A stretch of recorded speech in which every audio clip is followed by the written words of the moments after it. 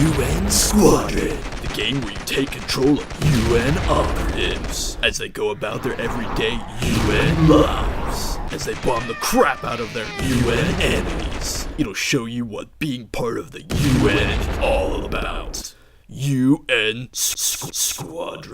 But this game has nothing to do with the United Nations!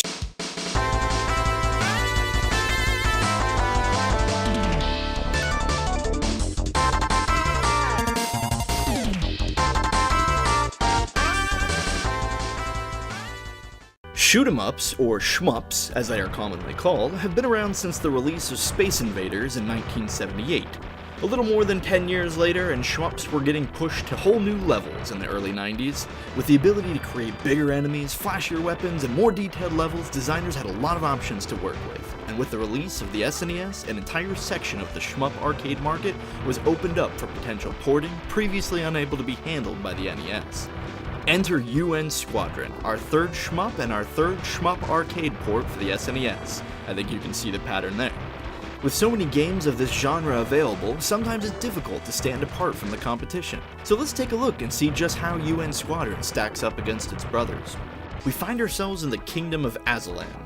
No, not that Azalan, where an arms dealer called Project 4 has seized control of the entire country, except for Area 88, where you and your un-squadron buddies hang out. Area 88 good, Project 4 bad. Go blow up Project 4. So how exactly do we do that? Well, the basic game structure is the kind that you'll find in any shoot-em-up game. You pilot a small aircraft with ridiculous firepower through a series of 10 levels, each with a boss at the end. You'll get better ships, shoot enemies with alternate colors to get item drops from them, and gear your ship up with an arsenal of power-ups and weapons to make short work of your enemies. But all that stuff is kinda tame when it comes to shmups, so what makes un-squadron different? Well, for starters, something that might strike you as odd is that the game opens up with a character selection menu. un-squadron gives us a selection of 3. We can choose to play as Shin Kazama from Japan, Mickey Simon from California, or Greg Gates from Denmark. Denmark? I'm pretty sure that's a made-up country in Australia. Pilot choice also chooses which of the 3 passive abilities you want for your playthrough. Sheen levels up the fastest, Mickey gets more ammo from ammo drops, and Greg's ship leaves the danger zone the fastest when it gets hit. That makes Greg the favorite of newbies, Sheen the favorite of speedrunners, and Mickey somewhere off in left field. So naturally, I played as him. Speaking of special weapons though, un-squadron handles them in sort of an odd way. You don't pick them up in levels or choose them before the game begins. You buy them at the beginning of each level. You actually can buy other ships as well, that not only have varying degrees of speed and max level, but are also capable of carrying different power-ups, with the F-200 Ifrit, the most expensive ship, being able to carry every single weapon available. The ability to select a custom layout of weapons before each level is a great design choice because it lets you adapt your strategy to each level. You can't do this in most other shmups because your guns are either locked in at the beginning of the game or you're limited to whatever the level gives you.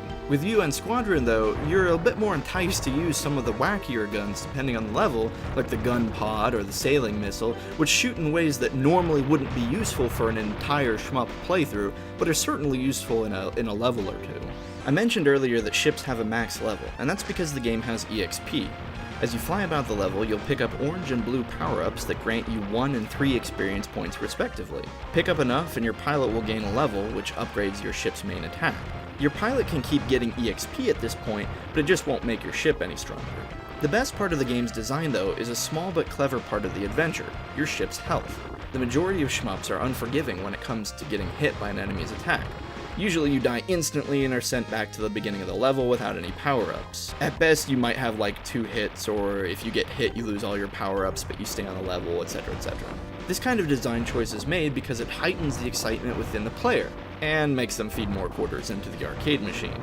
un-squadron has a fair compromise though. Regardless of the ship, you can get hit about 5 or 6 times before dying and losing a life.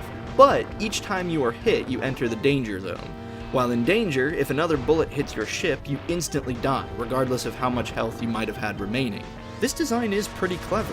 On the one hand, it allows a player to make a couple mistakes and try and correct them. On the other hand, a careless player will be punished, as if they are flying recklessly, they are more likely to take the second shot and die while in the danger zone. It's part of what makes un-squadron's difficulty curve so appealing. Even at the height of the compliments for this game though, we do have to turn and look at some of the game's problems. Un-Squadron is not a terrible game, but it certainly could be improved in several fields. Let's start off with some of the small ones. The music in the game gets the job done, but it isn't particularly memorable.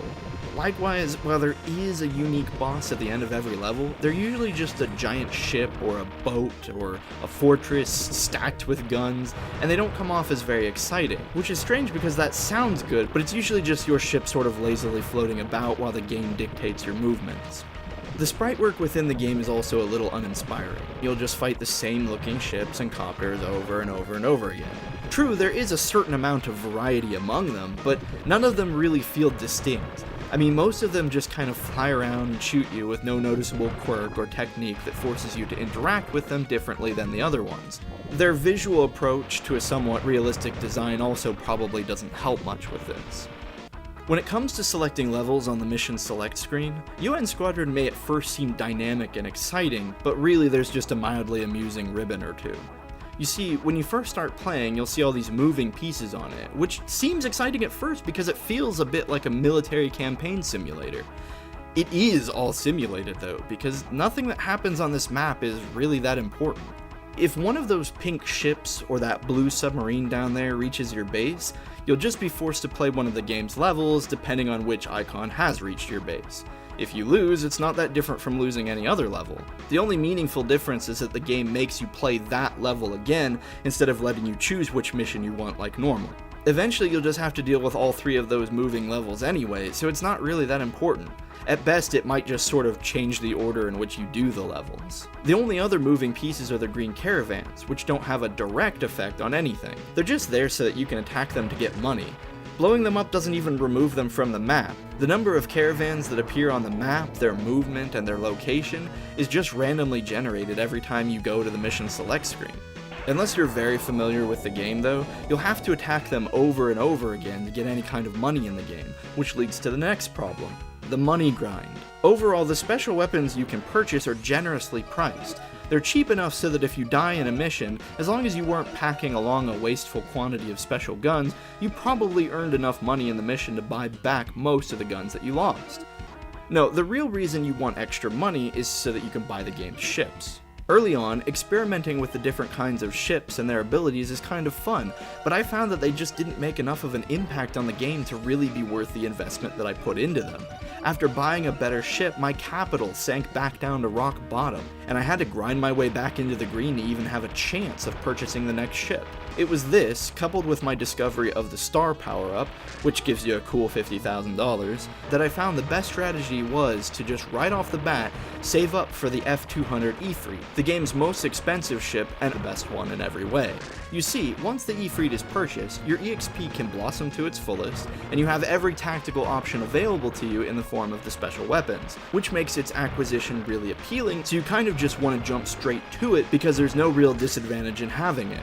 But this whole process invalidates the other ships in between, and the process is a total grindfest to get there anyway. I mean, raiding one of the convoys on the map only nets you 20,000, but the Ifrit is 1 million! This means that you'd have to hit 50 convoys before you could buy it, and that's not even an option since the convoys might move outside your range when you go to select a mission. Even the previously mentioned star power-up's 50,000 doesn't sound as big as it did before, especially considering that grabbing it more than once in the same level means that you've died, and you really do only have so many lives before you have to start the game entirely over.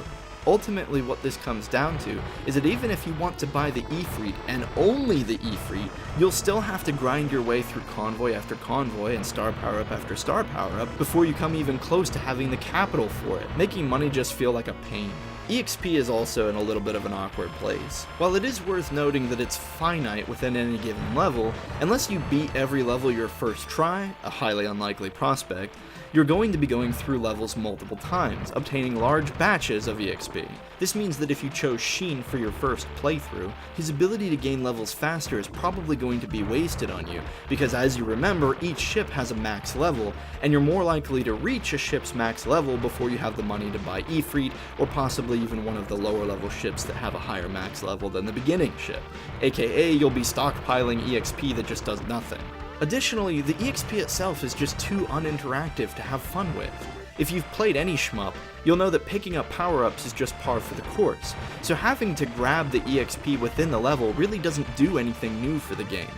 Beyond that, you just sort of, well, gain levels. Your ship might shoot a bit faster or get another bullet stream, and don't get me wrong, these power-ups are useful if not necessary for completing the game. The problem is the whole EXP process just sort of happens, regardless of whether you monitor it or not, and so you don't really have to interact with it in a particular meaningful way.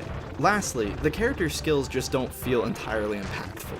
If we're strictly speaking, Greg is probably the choice that everyone should take unless they have the game memorized. His ability to recover faster from enemy fire allows players to make more mistakes, which in turn exposes them to the game longer, which in turn gives them a better chance to learn how to play the game. That being said though, it's not that much of a difference in gameplay, and similarly the minor effects of the other characters also don't necessitate entirely meaningful decisions upon tactical gameplay.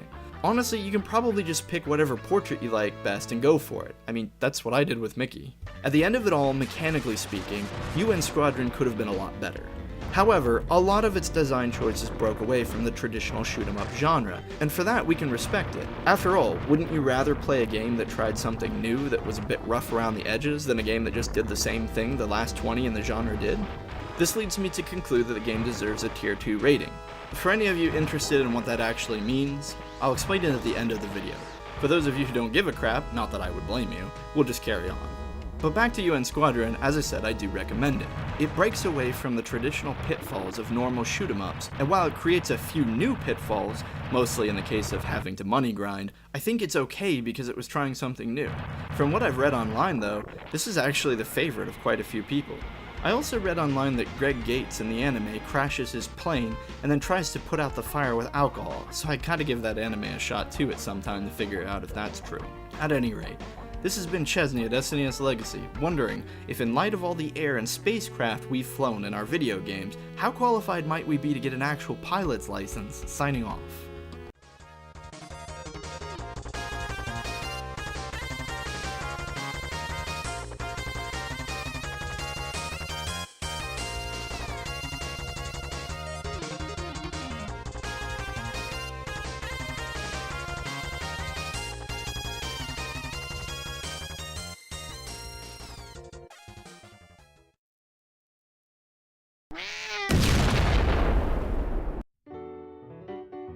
Alright, so earlier I mentioned a tier 2 rating. Well, what did I mean by that? Well, about 9 months ago, Lepcis, my co-producer, and I sat down and tried to solve a problem we had. We wanted a way to categorize games into groups of playability without necessarily rating games as better or worse. We came up instead with a tiering system that attempted to build concrete rules for categorization within just a few simple categories. The system we settled with runs from tier 1 to tier 4. Most games will fall into the tier 2 or tier 3 category, which ultimately was based on the binary question of yes or no. There's a bit more to it than this, but the way I like to think about it is a tier 2 game is one that I would be confident in recommending a friend. If one day they told me that they spent X number of hours on said game because I recommended it to them, I could be confident that I wouldn't feel guilty about my recommendation, whether they ended up liking it or not. Tier 3 games are the exact opposite. They are games that no matter how polished, no matter how stable, or how much content, or how good the graphics in them were, or how terrible all of those things were, I could not feel comfortable recommending them to another person. In the end, tier 3 games are simply games that are not worth anyone's time. They're usually filled with uninspiring or repetitive gameplay, or they're games that just don't promote growth or intellectual thought within the player. The majority of all games fall into these two categories, with probably a slight edge towards tier 3. While these percentages that I'm putting up here aren't factual, you can sort of use them to get a general idea of the numbers. Above tier 2 is tier 1, which is reserved for games that resonate with an individual in some kind of special way. They aren't necessarily better than another game in tier 2, they are simply a product that contains something within it that we found particularly valuable to ourselves. This is more of an opinionated category, so it may be better to think of tier 1 games as simply tier 2 games that come with an opinionated honorable mention. Last we move down to tier 4. Tier 4 is the dredge of gaming production. We're talking about games that are so bad, so insulting, that not only do they waste the time of the player, but they waste the time of the people who made them. Very few games end up down here, however, but the few that do make Tier 4 a very sad and cringe-worthy place. My best recommendation to you is that you don't treat our tiering system like law, but simply as the word of one friend to another. As a general rule, you can just sort of think, if it's Tier 2 or higher, we recommend it. If it's Tier 3 or lower, we don't. For those of you interested, here's a tiering list of the last 12 games that have appeared on this series. Ultimately, this tiering system was developed as part of a much bigger project for something that Lepcis and I worked on called Please Insert CD. We basically came to the conclusion that we had far too many games and that we needed to start playing them and recording them for future reference. If you're interested, there's a link in the video below to the website, otherwise don't even worry about it. Regardless, this is Chezni at SNES Legacy signing off for the first time twice in a single video, and of course wishing that you have a great day. Signing off.